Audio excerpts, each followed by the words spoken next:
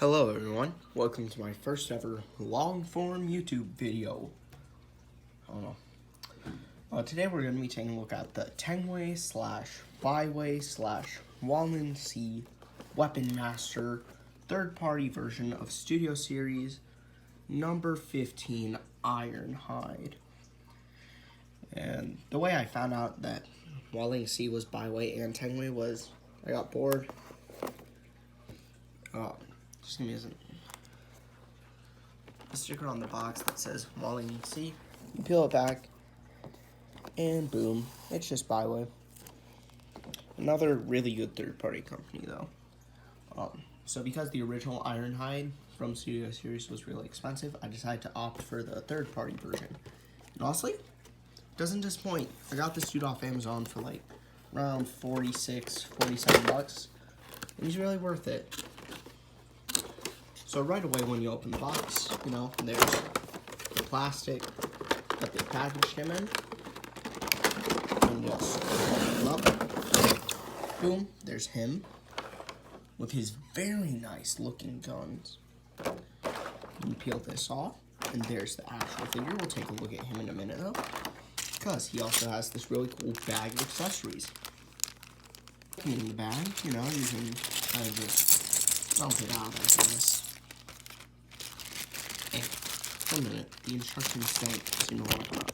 This is really hard to do one-handed, by the way, because the other hand's recording right now. But here he is. Very Studio Series looking instructions, Pretty cool. Very official looking. He has a lot of weapons. I understand why his name is Weapon Master now. Not only to avoid copyright, but also so they could do this. I'm setting up his accessories on the other side of the screen, but you guys are gonna, it's very nice.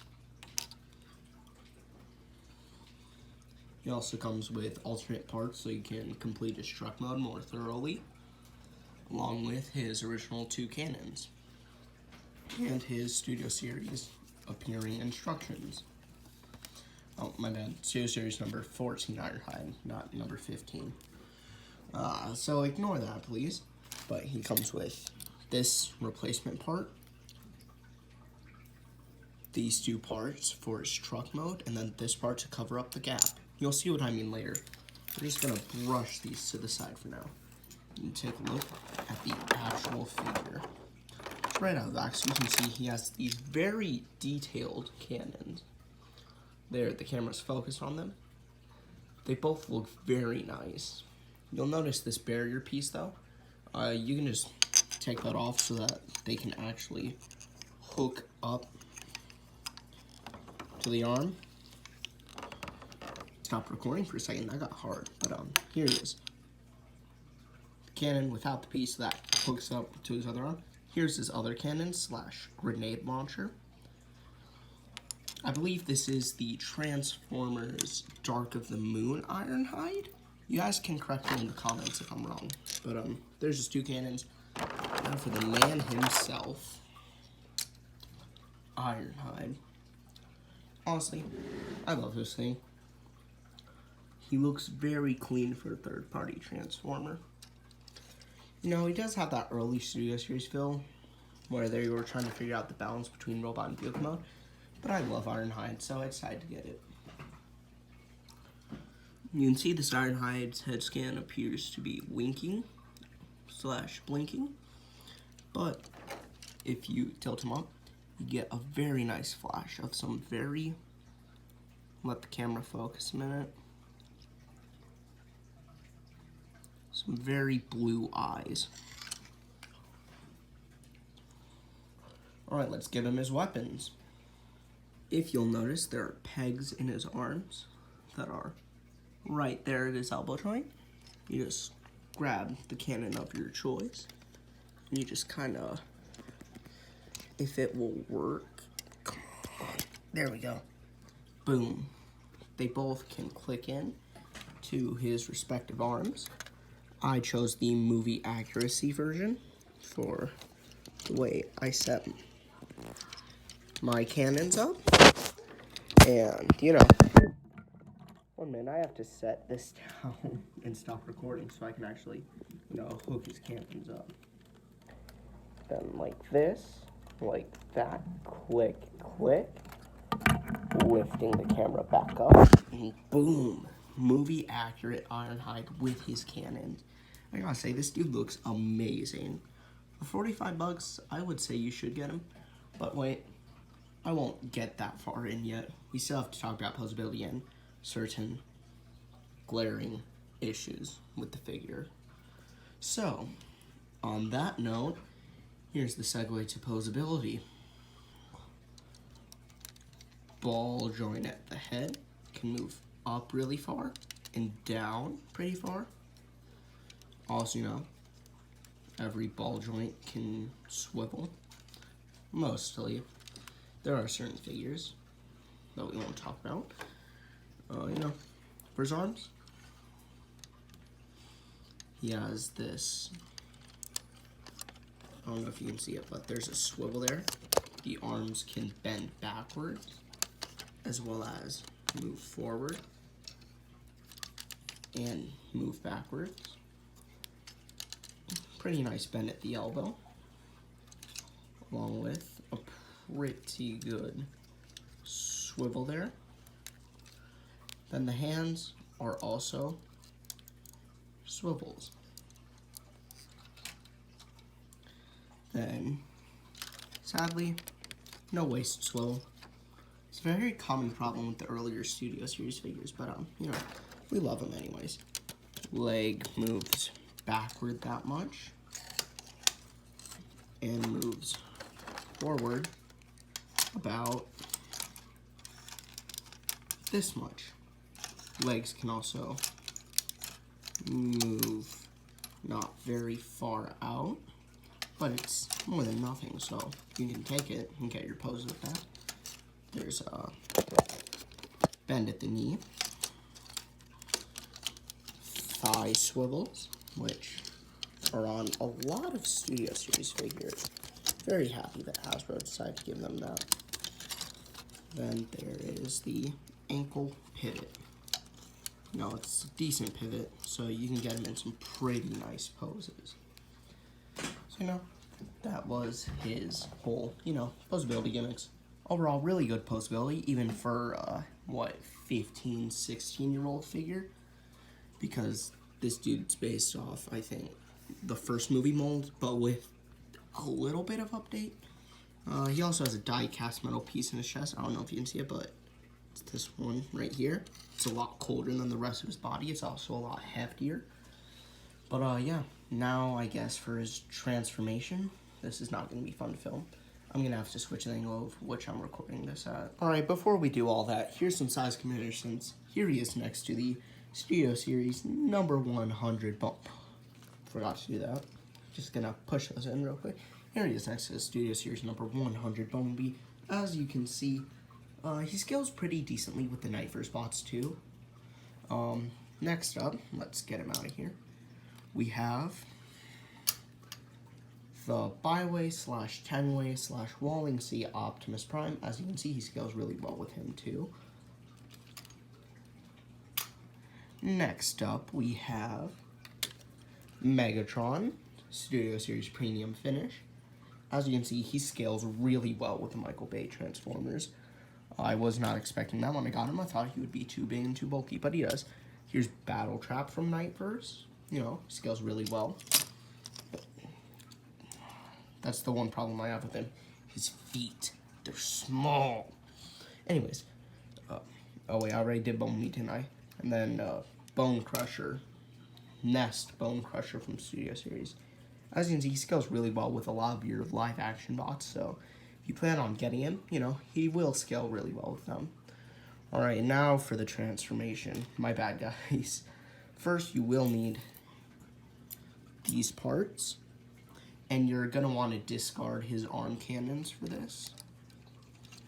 Unfortunately, you gotta just kind of take them off. Come on, give it here. Give it. It's like fighting a pit bull with a locked jaw. There we go. Oh. Now let me set this up so we can do this transformation. First, set those to the side, and now we begin. Okay, first thing you're going to want to do with him is you grab these pieces that make up the doors and pull them out on both sides. Then what you're going to want to do is you take these truck front pieces and shimmy them around till they can somewhat resemble an actual truck. Then you flip his head up like this, pull his back out, flip the windshield, and you pull this out. Then you fix the front bumper, you fix the front wheels, and then you shift his arms till they go all the way in and fold them up. You're going to see why in a minute, but both sides have to do that. You'll all see in a minute. Okay, so flip that back, flip these arms in, then fold up. Well, first you're going to want to get that head into position. Then you can do this. I always forget that part. Then you're going to want to make sure that these pegs right here line up with the holes where the cannons go in. And when you do that, boom, you got the truck door. Make sure to repeat this step on both sides.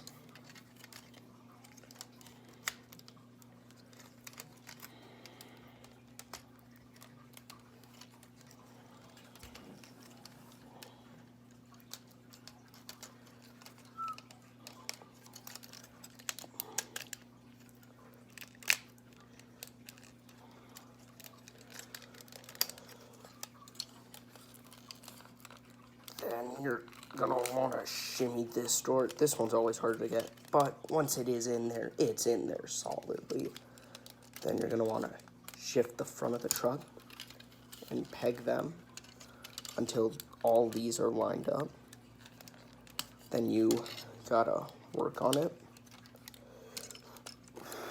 I'm sorry, this part's always hard, no matter how you try and do it, but if you can get it to work for you, boom, there's the front of the truck. You can see he's just poking out, looking at you, judging you a little bit. Then to this, you shift this up all the way. Make sure these are out, by the way, while you're doing this, so that this part's easier. Shift that up all the way till it's fully in place. Then you're gonna do the legs.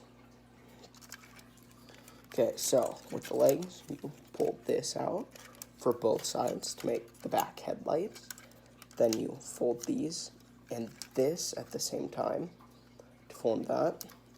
Then you're bending his toe in after you fold the wheel out.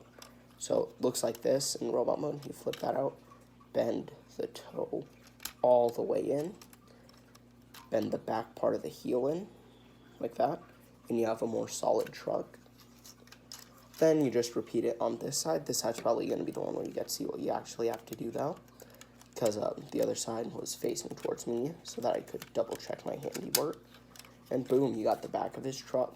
Then you just tab the legs, make sure everything lines up. Then you just tab it together and you have a solid truck bed. Now you just got to fix how this is aligned. Plug these doors in to these tabs right on his legs.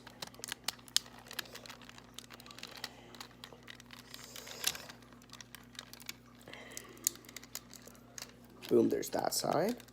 This side's being a little stubborn. It always is. Just be aware that when you get this, not all copies are like this. Some people did report breakage with the chest, but I haven't had any problems with that. So, I'm gonna shift these. Forget you have to shift these out, then fold this in, and then fold the arms in fully so that you can set the front, like the roof of the truck down. I'm sorry, doing this on camera would probably be easier if I just sped it up, but I don't want to like skip any important steps and have people be like, blah, blah, blah, you skipped this, blah, blah, blah, I broke mine, blah, blah, blah, blah, blah, blah, blah. Because that just doesn't seem fun. I'd rather have my comments just be a chill space where you guys can correct me if I'm wrong on anything. But, was anyone else angry about this dude's death in Dark of the Moon? Like, I'm sorry for those of you who haven't seen it. Probably a little too late to put spoiler warning, but I was so mad when Sentinel just up and betrayed them. Like, how you gonna do that to your own boys, dude? And why'd you have to kill him? Couldn't you have just, like, incapacitated him to the same effect? Like, that's just something I've always wondered about. Like, killing him was the only option, or could you have, like, incapacitated him? Sorry for my mini-map. Here's his truck mode, you know. Very solid, very clean. It's a rule of thumb never to look at the bottom. However, this piece does stick out at the bottom. Can't fix that. So to fix this gap, they gave you this included piece. Just gonna want to slide in, face it like this. Grab your Ironhide and just slide it in. Click it in on both sides, and boom! Look at that. Clean truck bed. Then grab these pieces and just stick them on here, and stick the other one on the other side. And boom! There's your completed truck mode. This dude looks so amazing. I just love this mold in general. So if you're thinking about getting this dude, I recommend it. We'll do, like, not as many as the first comparison. Oh, we're just going to scale him with Bumblebee and Optimus this time, alright? Alright, then. Here he is next to Optimus Prime from Dark of the Moon. Boom, boom, boom. Boom, boom. And then, you know, him and Optimus scale pretty well next to each other. You know, for that regard. And then here he is next to Bumblebee from Rise of the Beasts. You know, he scales decently with the Nightverse bots. Not as well as he scales with the Michael Bay bots, but still decently well. So you could have him in a video with both of them. But overall, I do recommend getting this dude. Pretty fun to mess with. Pretty cool, too. And, you know, these extra parts just do the extra mile for his truck mode. So, that's all for me. Peace out till next time.